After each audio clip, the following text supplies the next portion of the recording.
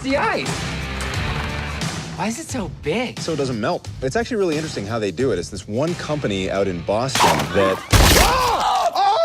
That went south so fast!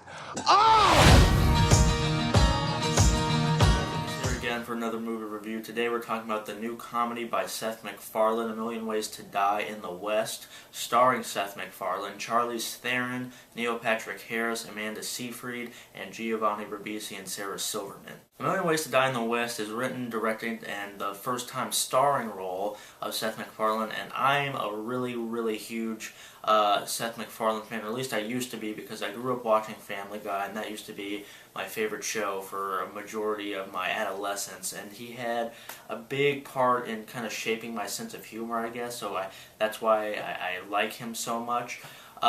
And I really liked his first directorial debut, Ted. I thought it was a really funny comedy with a very intriguing premise, so anything that this guy does, I'm looking forward to. When I saw the trailers for this one, I thought it looked a little lazy, a little bit like he was trying too hard to be just shocking, so I didn't know what to expect going into this movie. And here Seth MacFarlane stars as this sheep herder named Albert who gets dumped by his girlfriend played by Amanda Seyfried, and in order to win her back he kind of takes up with Charlize Theron's character, and she teaches him how to shoot and become less of a coward. Meanwhile, she's married to Liam Neeson, who is one of the biggest assholes in the West. And this movie was kind of a big disappointment for me, not even because I was expecting so much, but just because that it was a pretty bad comedy, and I never like to say anything negative about Seth MacFarlane, especially when it comes to comedy, because he usually delivers, but this movie was just not very good. One of the things that kind of shocked me in this movie was how poorly it was directed by Seth MacFarlane, because I thought Ted, for a comedy, especially for a first-time directorial debut, was pretty well directed,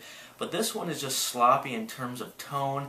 There's a lot of times where it gets really serious, and it goes with the long stretches without jokes, or it'll just stay on the plot, which unfortunately isn't that interesting. So there's a lot of segments where there's just a lot of dry spells, no pun intended. There's also some continuity errors where the shots didn't even line up, and I was like, okay, that's just lazy. And that's my main problem with this movie, is that it's lazy from everything from the directing to even the story, really, but really just the jokes. It was surprising how little they took advantage of the setting and the plot, because this could have been like the new Blazing Saddles, and yes, they do make a lot of jokes about the Old West, but they also revert to a lot of just really dated, kind of gross-out humor, like a lot of fart jokes, a lot of diarrhea jokes, and Seth MacFarlane's a lot better than that. He's a very funny, very smart guy. I don't know why he had to resort to some of this. That's not saying that all of this movie is completely unfunny. I was actually chuckling, I think, mostly throughout, but there's nothing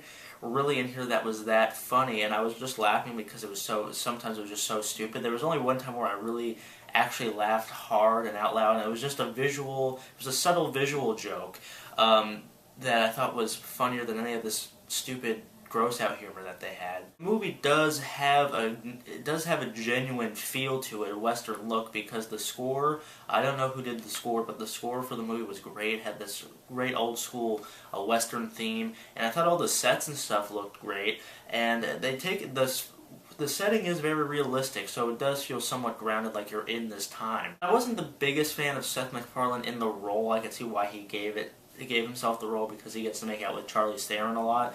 But speaking of them, I did think that they had actually natural chemistry, and I thought at all the scenes that they were in together, she kind of brought Seth MacFarlane up in terms of acting-wise, because they do have a natural chemistry, and I feel that the scenes that they were in were actually pretty decent. The movie is almost 2 hours, especially for a comedy like this, which has a very small plot.